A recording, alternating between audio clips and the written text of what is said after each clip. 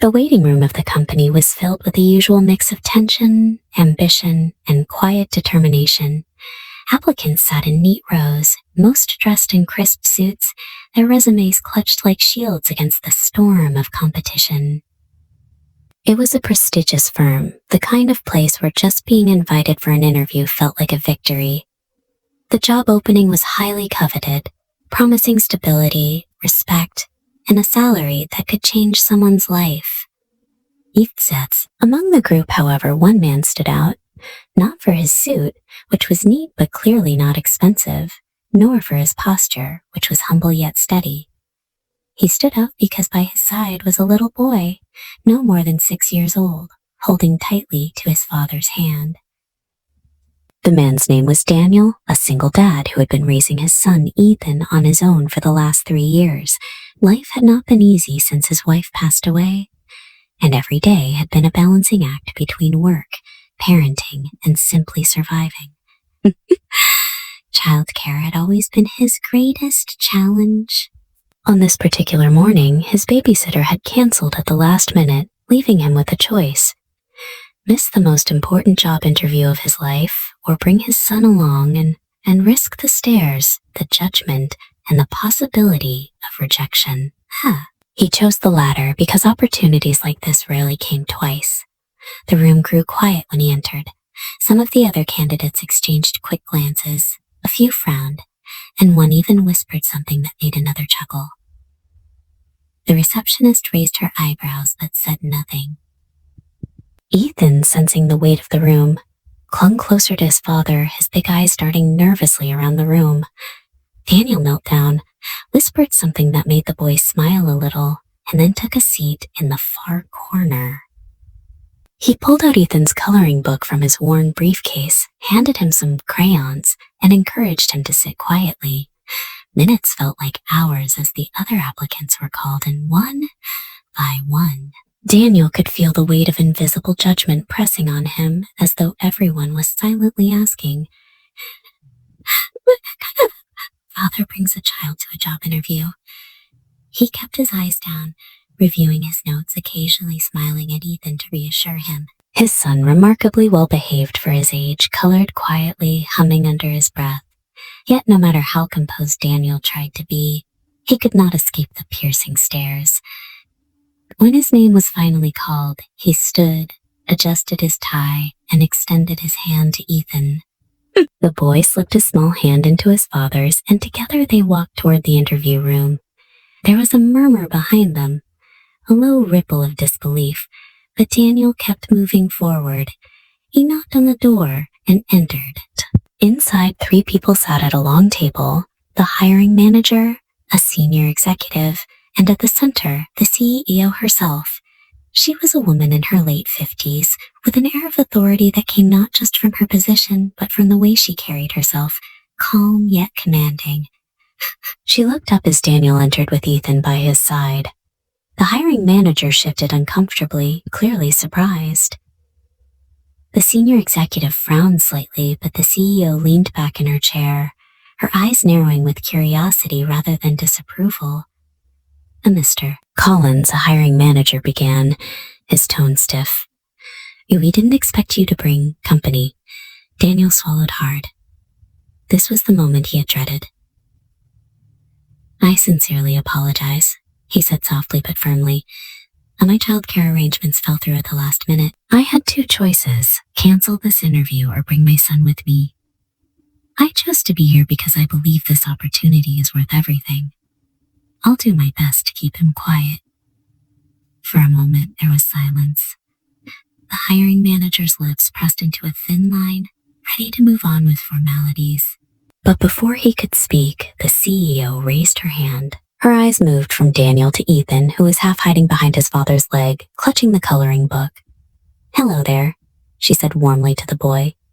"What's your name?" Ethan." The boy replied shyly. "That's a wonderful name," she said with a smile.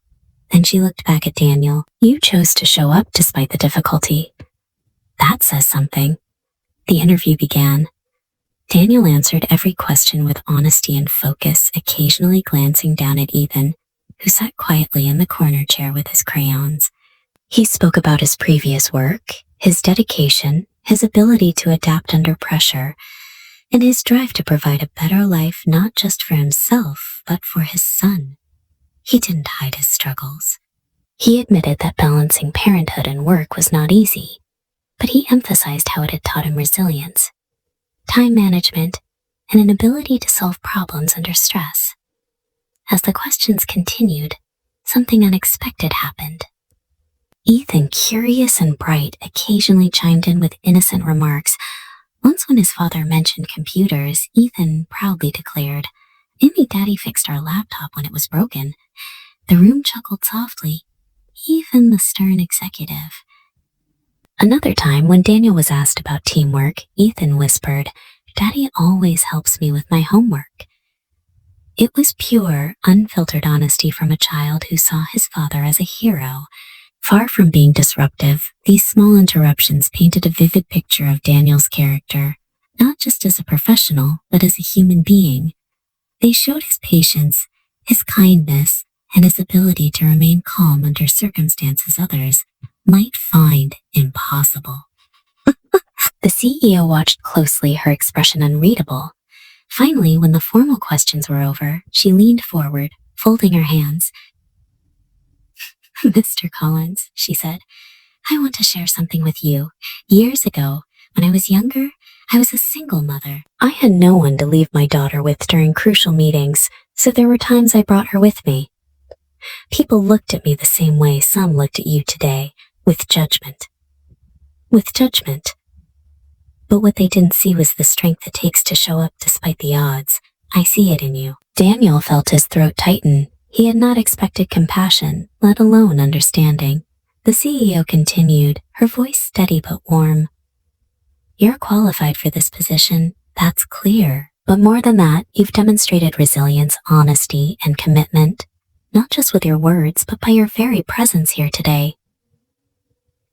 These are the qualities we value in this company. That's why I'm offering you the position." The hiring manager looked stunned. The senior executive raised his brows in surprise. But the CEO wasn't finished. She looked at Ethan, who was staring wide-eyed at her, and smiled. "And for you, young man," she said gently, "I have 2 gifts." She reached into her briefcase and pulled out 2 small toy cars she kept for her grandchildren, who often visited her office. She placed them on the table. "One for being patient while your dad worked hard today, and one as a reminder that your father just showed you what it means never to give up." Second, Ethan's face lit up, his small hands clutching the cars as if they were treasures. "Thank you," he exclaimed, beaming. Daniel blinked back tears. In that moment, the weight of all his struggles seemed lighter. He wasn't just a man fighting to provide. He was a father showing his son the power of perseverance. The other candidates in the waiting room, who had whispered and stared, could never have imagined the turn of events. News of what had happened in that interview eventually spread within the company.